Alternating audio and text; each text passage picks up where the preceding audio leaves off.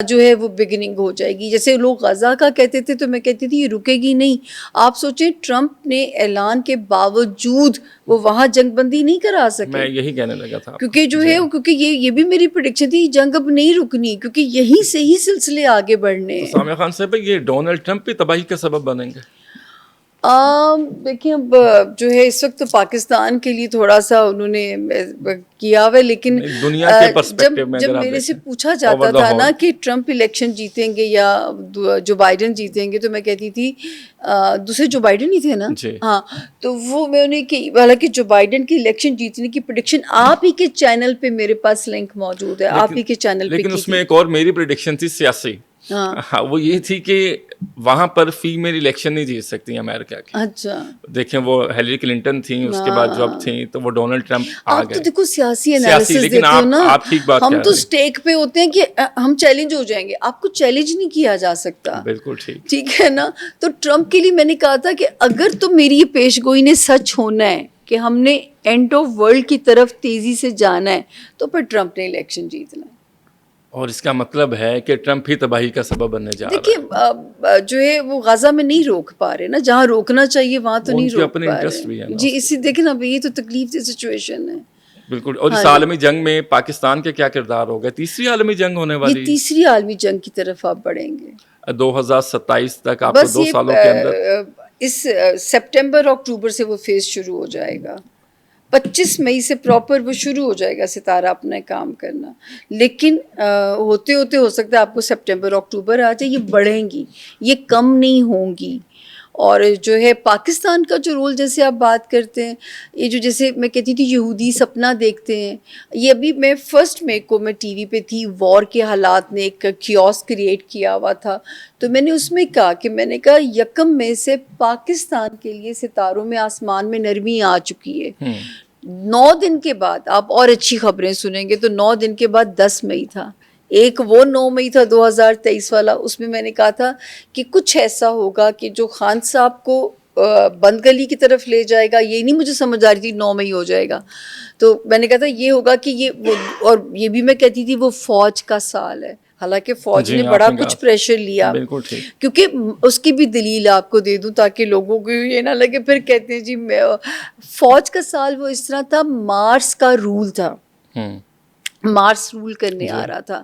تو مارس ریپرزینٹ کرتا ہے فوج کو، ٹھیک ہے نا. تو اس وجہ سے میں کہتی تھی فوج کا سال ہے. اور یہ والا جو سال یہاں سے میں کہتی تھی یہاں سے پاکستان کے لیے اوپر سے رب کی روحانی، میں تو کہتی ہوتی اس ملک نو رب دیاں راکھاں نے، ورنہ شاید ہمارے اپنے کرم تو ایسے نہیں ہیں کہ رب دیاں راکھاں نے کہ اللہ تعالیٰ نے معجزاتی طور پہ، اور یہی معجزے ہی، اور یہ میں ہمیشہ یہ بھی لائن ہمیشہ بولی ہے، پاکستان کا نمبر 7 ہے، معجزے والا نمبر.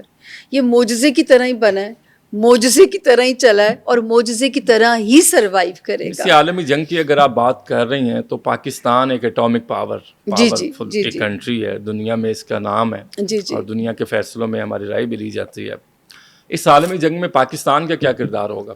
بہت اہم. اللہ تعالیٰ نے اس خطے سے بڑا اہم کام لینا، کیونکہ جو جوپیٹر کی پوزیشن ہے، مجھے تو سب سے پہلے جو بہت اچھی بات لگتی ہے اور میرا دل گارڈن ہو جاتا ہے کہ دیکھیے جب ہم ٹی وی کھولتے تھے نا کامران، اس پارٹی کا جھنڈا، اس پارٹی کا جھنڈا، اس پارٹی کا جھنڈا، اس پارٹی کا جھنڈا. اب اور میں ایک بات بار بار کہتی تھی کہ 2025 ایک آخری سال ہے جو ہم ایک قوم بن سکتے ہیں. ہم ایک قوم اگر اب بھی نہ بنے تو پھر میں نہیں، مطلب اس ملک کی تباہی کو نہیں روکا جا سکتا. اور میں کہتی ہوں مجھے پاکستان نے مایوس نہیں کیا. اس وقت دیکھیں عوام بھول کے انہوں نے رج کے جو ہے نا اپنے اداروں کو مورال ہائی کیا، چاہے میمز کے تھرو کیا یا جس بھی تھرو کیا، ہر ایک نے اپنی سوچ کی عکاسی کی اور سولیڈیرٹی کی. اب مجھے صرف یہ اچھا لگتا ہے کہ جب اسکرین کھولو تو یا پاکستان کی بات ہوتی ہے یا پاکستان کے جھنڈے کی بات ہوتی ہے. تو یہ ایک پریڈکشن تو ہو گئی، پوری ہو گئی. اب دوسری کہ پاکستان ترقی کب کرے گا، جون سے انشاءاللہ تعالی وہ آپ کو نشانیاں تو ابھی آپ کو نظر آ رہی ہیں. معاشی اشاریہ بڑے زبردست جون سے آپ کو جو ہے اور جو ہے پاورفل اشارے مل جائیں گے. اور یہ بھی میں کہتی تھی کہ یہ ملک لاڈلا ہو جائے گا. میں اپنی زبان میں بات کہتی تھی, جیسے کہ میرے اپنے ورڈز ہوتے ہیں, میں اس میں مشکل لینگویج نہیں بول سکتی, میں عام فہم بندے کو سمجھانے کے لیے بات کرتی ہوں کہ کبھی آپ کہتے ہیں خان صاحب لاڑ لیں, کبھی آپ کہتے ہیں نواز شریف لاڑ لیں. اصل میں ہمارا ملک لاڈلا ہو جائے گا, کیونکہ یہ وہ ملک ہو جائے گا جس کو سپر پاورز, ہماری ضرورت انہیں پڑے گی. ٹھیک ہے. اور اب آپ دیکھیے ماشاء اللہ ماشاء اللہ ماشاء اللہ, اللہ نظر بد سے پاکستان کو نظر بھی لگتی ہے, تو پلیز خوشیاں مناتے ہوئے نا تھوڑا جا صدقہ بھی پاکستان کا دے دیا کریں, کیونکہ اس ملک کو نظر بھی لگتی ہے. صدقہ بھی دیا کریں. ہاں, اس ملک کا صدقہ تھوڑا سا دے دیا کریں, تاکہ یہ ملک سلامت ہے تو ہم سلامت ہیں. ہم بچپن سے سنتے ہیں سپر مین. جی جی, ایک سپر مین ہوتا ہے, وہ بڑا پاورفل ہوتا ہے, وہ اڑتا ہے ہواؤں میں جاتا ہے. دنیا میں اس وقت 2025 میں ہم چل رہے ہیں, سپر پاور کی جنگ چل رہی ہے. امریکہ, رشیا, چائنا.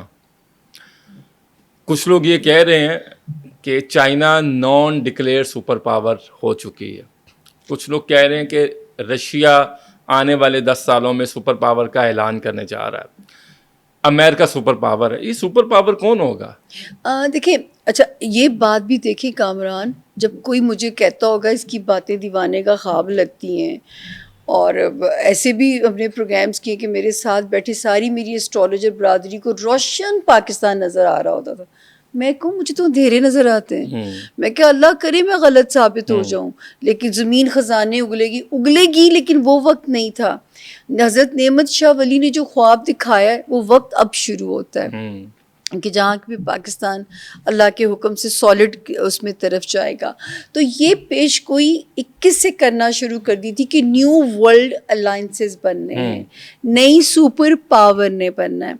لاسٹ ایئر تک مجھے کلیئرٹی نہیں تھی, مجھے بھی یا رشیا یا چائنا, تو میں تو انڈاؤٹڈلی کہہ سکتی ہوں کہ China will be the super power. اور میں نے کہا جی پاکستان, یہ بھی میں کہتی تھی, آپ میری سارے ریکارڈ نکال کے دیکھ لیجئے کہ فارچونیٹلی پاکستان اس سپر پاور کا پارٹ ہوگا. اب یہ نشانی دیکھیں آپ کو اب ثابت ہو جائے گی کہ فارچونیٹلی پاکستان اس سپر پاور کے ساتھ ہوگا جس نے جو کہ سپر پاور بننے جا رہی ہے. تو پاکستان کا الائنس اس کے ساتھ ہوگا, اور وہ آلریڈی ہے. اور یہ بھی آپ کے پاس ایک نشانی, اس کی ایک نشانی ہے, سی پیک نشانی ہے. جس طرح انہوں نے گانے بنا کے ہمیں سپورٹ کر ڈالا, وہ جو ان کے رافیل کے اوپر جو ہے, بالکل وہ میمز بھی ان کے آئے ہیں, میں حیران ہو گیا.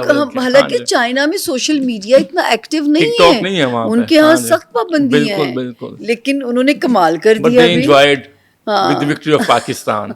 اچھا میڈم, یہ فلسطین اور اسرائیل کے جو حالیہ تنازع چل رہا ہے, فلسطین میں غزہ کی صورتحال, عورتوں کی عزت, بچوں پر حملے, وہاں پر مساجد میں کوئی آزادی نہیں ہے, کوئی مذہبی آزادی نہیں ہے, کوئی بات آپ نہیں کر سکتے, انٹرنیٹ بند ہے, دنیا سے کٹ ہیں, اسرائیل کی بمباری اور وہ جو نیتن یاہو کے سارے جو اقدامات ہیں ظالمانہ. یہ مسئلہ فلسطین آپ کو حل ہوتا ہے کوئی نظر آ رہا ہے آنے والے دنوں میں, کوئی وہ بھی چین اور سکون کا سانس لے سکے؟ نہیں کامران, اب تو بلکہ آپ یہ کہتے ہیں حل ہونے کی طرف, اب تو یہ بگڑیں گے تو اس طرف جائیں گے کہ جہاں مسلمان ایک ہوں گے, امت مسلمہ ایک پلیٹ فارم پہ اکٹھی ہوگی. اب تو وہ ٹائم آنا ہے, جنگیں لڑنی ہے بس. ہوں تو تسی تیار ہو جو, کمر کس لو. مجھے افسوس صرف یہ کہ ہمارے بچے بیچاروں نے کچھ نہیں دیکھا.